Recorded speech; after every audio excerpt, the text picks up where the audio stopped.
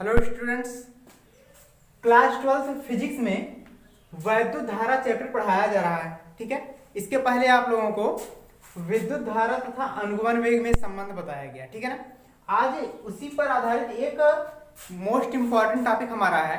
ठीक है ना, विभवांतर तथा अनुगमन वेग में संबंध। देखिए, जो कल बताया गया था विद्युत धारा और अनुगमन वेग में संबंध, और जो आज बताया जा रहा है, इन दोनों में से एक क्वेश्चन हर साल पूछा जाता है बोर्ड में, तो ध्यान से पढ़ेंगे। ठीक है, तो चलिए विभवांतर और अनुगमन वेग फिगर तो वैसे ही बनेगा। बना लीजिए, एक चालक ले लेते हैं।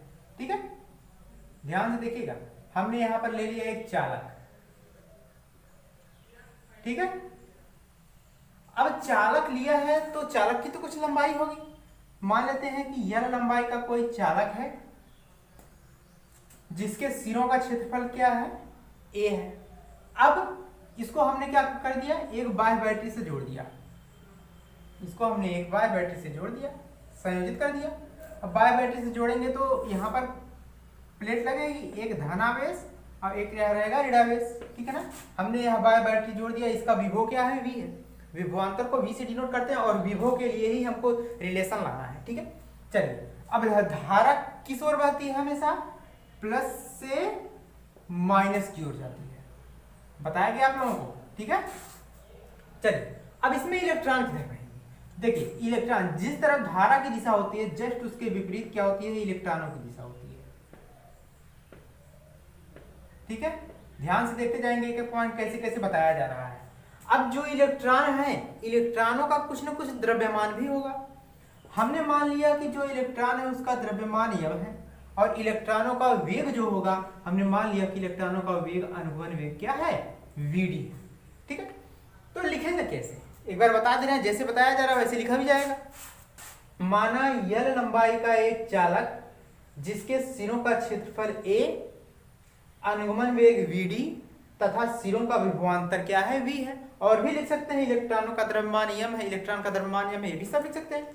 तो चलिए ध्यान से देखिए, हम वही लिख ही रहे हैं जैसे लिखा गया था। माना यल लंबाई का एक चालक जिसके सिरों का क्षेत्रफल a कामा और क्या है,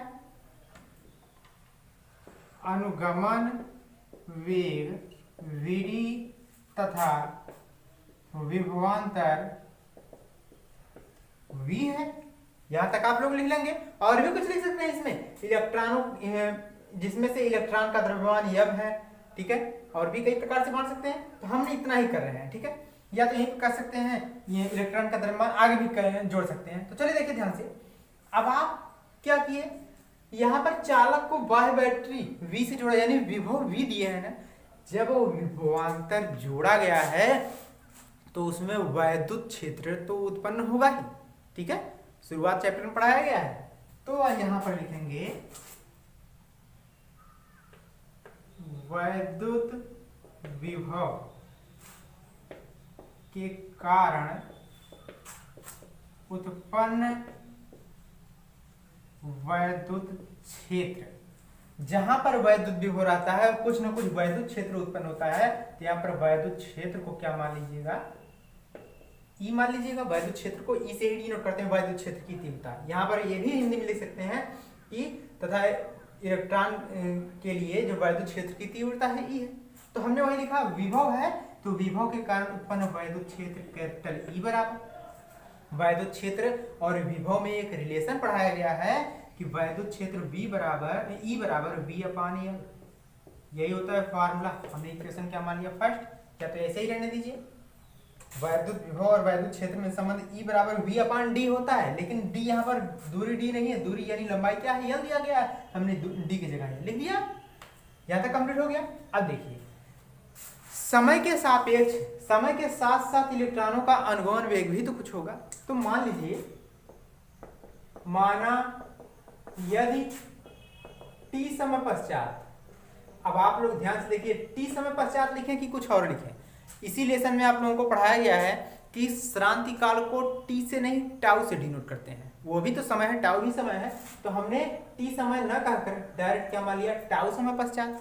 माना यदि टाउ समय पश्चात इलेक्ट्रॉनों का अनुगमन वेग क्या हो, वीडी हो। अनुगमन वेग को तो वीडी से ही जोड़ा करते हैं, इसलिए गति के प्रथम समीकरण से, क्लास 11th में गति का समीकरण पढ़ाया गया। पहला समीकरण v बराबर u प्लस ए टी होता है, यह आप लोग जानते हैं। लेकिन ध्यान से देखिएगा, जो u है प्रारंभिक वेग, इसका मान क्या है, 0 है, ठीक है।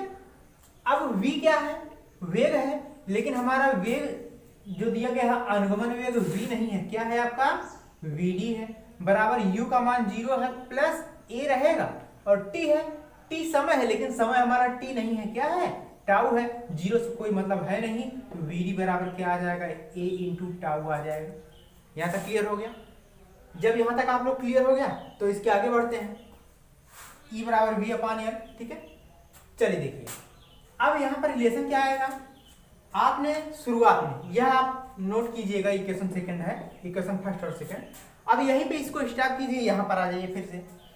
वैद्युत विभव के कारण वैद्युत क्षेत्र उत्पन्न हुआ था। अब वैद्युत क्षेत्र के कारण कोई ना कोई बल उत्पन्न होगा ही, तो लिखेंगे चालक में वैद्युत क्षेत्र के कारण उत्पन्न कौन सा बल, जब वैद्युत क्षेत्र है तो जो बल उत्पन्न होगा वह कौन सा बल होगा, वैद्युत बल, ठीक है। बल को किससे डिनोट करते हैं, F से। यहाँ पर वैद्युत बल का नाम आया है, तो वैद्युत बल यानी सफिक्स में ई लगा दीजिए, चाहे ऐसे ही रहने दीजिए।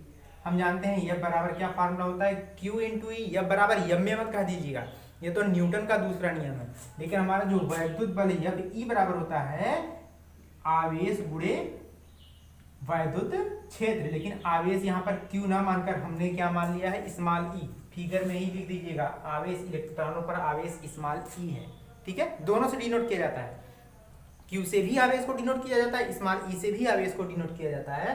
तो वैद्युत विभव के कारण वैद्युत क्षेत्र का फार्मूला लिखा गया। अब वैद्युत क्षेत्र के कारण उत्पन्न वैद्युत बल, ठीक है। अब आप लोग F ई बराबर,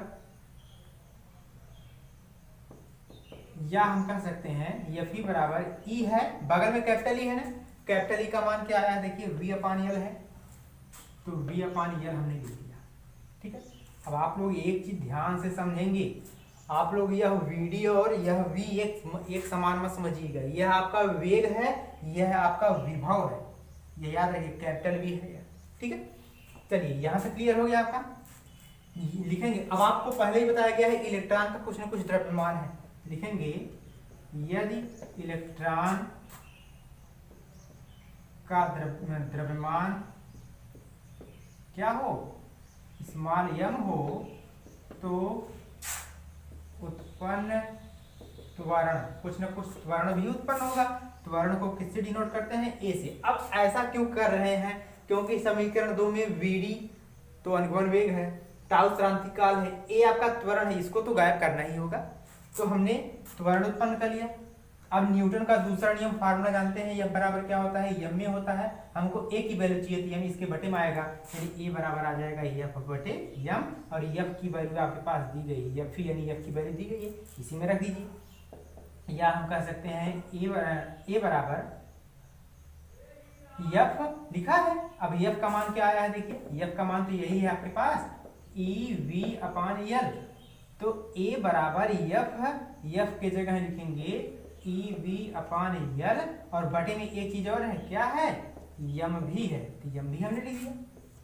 यहाँ तक क्लियर हुआ आपका, ठीक है। तो चलिए ये हम फिगर इरेज कर रहे हैं, ध्यान से देखिएगा।